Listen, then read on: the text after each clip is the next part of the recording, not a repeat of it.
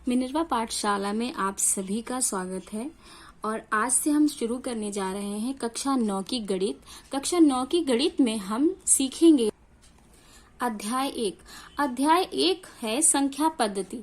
तो संख्या पद्धति में हम सबसे पहले इसका परिचय जानेंगे कि अध्याय एक में क्या क्या चीजें आएंगी। हमारी एक्सरसाइज जो 1.1, 1.2 इस तरीके से जो हमारी स्टार्ट होंगी, तो उसमें हमें क्या क्या पढ़ना है आगे, इसके बारे में हम जानेंगे। तो ये पहला वीडियो होगा हमारा परिचय के बारे में। इसके बारे में परिचय देना है मुझे आप लोगों को। तो हम स्टार्ट करते हैं। संख्या पद्धति में परिचय में हम सीखेंगे प्राकृतिक संख्याएं क्या होती हैं, पूर्ण संख्याएं क्या होती हैं, पूर्णांक क्या होते हैं, परिमेय क्या होती हैं, अपरिमेय क्या होती हैं और वास्तविक संख्याएं क्या होती हैं। तो हम शुरू करेंगे प्राकृतिक संख्याओं से। देखिए, जब आपसे पूछा जाए कि प्राकृतिक संख्याएं क्या होती हैं, तो प्राकृतिक संख्याएं शुरू होती हैं 1 से। 1, 2, 3, 4। ये कहाँ तक जाती हैं? अनंत तक जाती हैं। तो 1 से लेकर 1 से शुरू होने वाली और अनंत तक जाने वाली संख्याएं हमारी प्राकृतिक संख्याएं होती हैं। अब इसी में आपसे कोई क्वेश्चन पूछ सकता है कि सबसे छोटी प्राकृतिक संख्या क्या होगी। तो सबसे छोटी प्राकृतिक संख्या होगी हमारी 1, क्योंकि प्राकृतिक संख्याएं शुरू ही 1 से होती हैं। तो सबसे छोटी प्राकृतिक संख्या क्या होगी हमारी? 1 हो गई। और सबसे बड़ी प्राकृतिक संख्या अगर पूछी जाए तो आप नहीं बता सकते, क्योंकि संख्याएं तो अनंत तक जाती हैं। अगर आप लिखने बैठेंगे तो कितनी सारी संख्याएं हो जाएंगी। तो इसलिए सबसे छोटी तो हम बता सकते हैं कि 1 है, क्योंकि हमें पता है कि शुरुआत 1 से हुई है, लेकिन कहाँ तक जाएंगे ये हमें नहीं पता है, तो हम लिख देंगे अनंत। दूसरा है पूर्ण संख्याएं। पूर्ण संख्याएं क्या होती हैं? पूर्ण संख्याएं शुरू होती हैं 0 से। अब 0 से शुरू होती हैं तो 0 के बाद आता है 1, 2, 3, 4 और ऐसे ही डॉट डॉट डॉट लगा देंगे, यहां लिख देंगे अनंत। तो पूर्ण संख्याएं शुरुआत होती है 0 से और जाती हैं अनंत तक।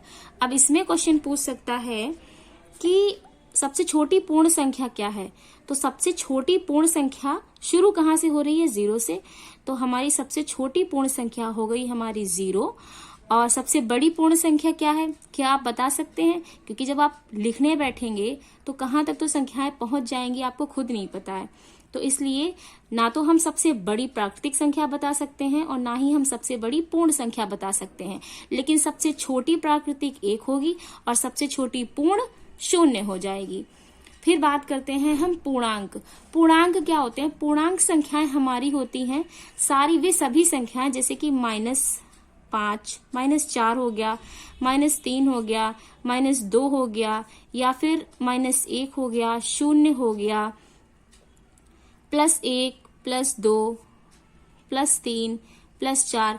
जो भी हमारी संख्याएं प्लस और माइनस में होती हैं वह सभी हमारी पूर्णांक कहलाती हैं। सभी संख्याएं हमारी पूर्णांक कहलाती हैं, चाहे वो प्लस में हो चाहे वो माइनस में हो।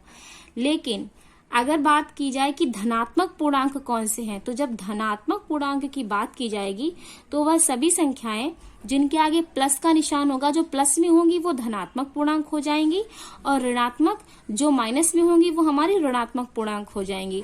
तो अगर बात करेंगे 0 की, तो ये 0 हो जाएगा हमारा धनात्मक पूर्णांक। 0, +1, +2, +3, +4 ये हो गई हमारी धनात्मक पूर्णांक, और ऋणात्मक पूर्णांक हो जाएगी -1, -2, -3, -4। इस तरीके से ये भी चली जाएंगी अनंत तक और ये भी चली जाएंगी हमारी अनंत तक।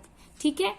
अब बात करेंगे हम परिमेय संख्याओं के बारे में। तो परिमेय संख्याओं का मतलब होता है भिन्न के रूप में अगर कोई संख्या लिखी हुई है, मतलब कोई संख्या अगर लिखी हुई है P/Q, अगर कोई संख्या ऊपर लिखी हुई है, ऊपर लिखी हुई संख्या को कहते हैं अंश, ये लाइन इसको कहेंगे बटा, और ये हो जाएगा हर।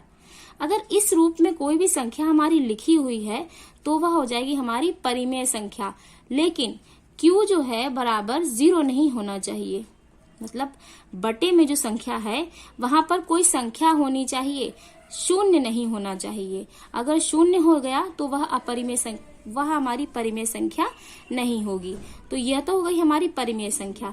जैसे अगर बात करें हम 2/3 की, तो यह एक कैसी संख्या है? यह एक परिमेय संख्या है। लेकिन अगर यहीं पर हम बात करें कि 4/0, क्या यह एक परिमेय संख्या है? नहीं, क्योंकि यहाँ पर पहले ही बताया गया है कि P/Q की फॉर्म में दिया हो, लेकिन Q बराबर 0 नहीं होना चाहिए। Q बराबर 0 नहीं होना चाहिए। और यहाँ क्या हो गया? Q बराबर, देखिए Q की जगह यहाँ क्या हो गया? 0 हो गया। तो ये हमारी परिमेय संख्या नहीं है। फिर हम बात करेंगे अपरिमेय संख्याओं की। तो अपरिमेय संख्याएं, जो संख्याएं हमारी रूट में दी हुई होती हैं, जैसे √1 हो गया, √2 हो गया, √3 हो गया, √5 हो गया। तो इस तरीके से जो हमारी संख्याएं रूट में दी हुई होंगी वो हो जाएंगी हमारी अपरिमेय संख्याएं।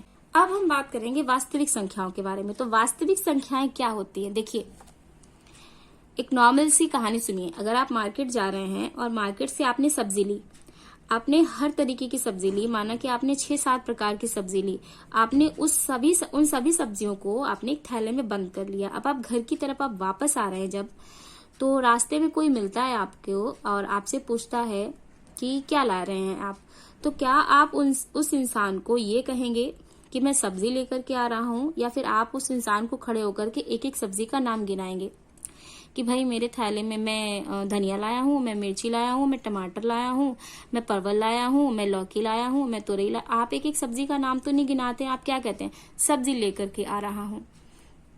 वही सेम होता है वास्तविक संख्याओं के बारे में। वास्तविक संख्याएं मतलब कि जैसे हम सब्जियां अलग अलग थी लेकिन उनको एक नाम दे दिया गया सब्जी, ठीक है, वैसे ही संख्याएं अलग अलग हैं और इन्हीं सारी संख्याओं को अगर हम एक नाम देंगे तो वो हो जाएगा हमारा वास्तविक।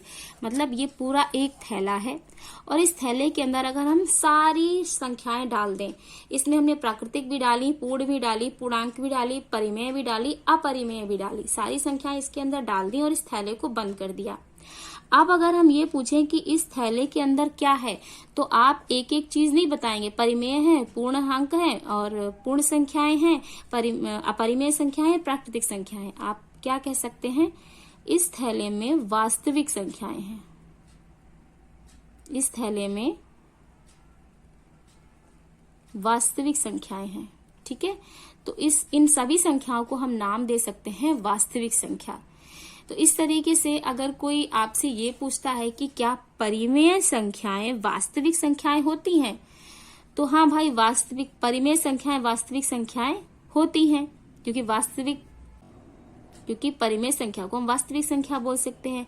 अब आपसे कोई पूछे अपरिमेय संख्याएं वास्तविक संख्याएं होती हैं, तो देखिए क्या थैले में अपरिमेय संख्याएं हैं? हाँ हैं। तो अपरिमेय संख्याएं भी हमारी वास्तविक संख्याएं होंगी, पूर्ण संख्याएं भी वास्तविक होंगी, पूर्णांक भी वास्तविक होंगे और प्राकृतिक संख्याएं भी वास्तविक होंगी। लेकिन अगर आपसे कोई ये पूछे कि क्या वास्तविक संख्याएं अपरिमेय संख्याएं होती हैं? जी नहीं। वास्तविक संख्याएं अपरिमेय संख्याएं कैसे हो जाएंगी? क्योंकि वास्तविक संख्याएं तो बहुत प्रकार की होती हैं, केवल अपरिमेय नहीं होती हैं। इसी तरीके से क्या वास्तविक संख्याएं परिमेय संख्याएं होती हैं? परिमेय संख्याएं वास्तविक हो सकती हैं, लेकिन वास्तविक संख्याएं परिमेय नहीं हो सकती, क्योंकि इन पूरी संख्याओं को वास्तविक संख्या कहते हैं। तो ये हो गई हमारी वास्तविक संख्याएं। तो इस तरीके से हमारी जो संख्या पद्धति, जो अभ्यास है, उसका परिचय कुछ इस प्रकार था और ये सारी संख्याओं के बारे में मैंने आपको समझा दिया है। अब नेक्स्ट वीडियो में एक्सरसाइज आएगी प्रश्नावली 1.1 और इस वीडियो में आपको केवल इस परिचय के बारे में बताया गया है।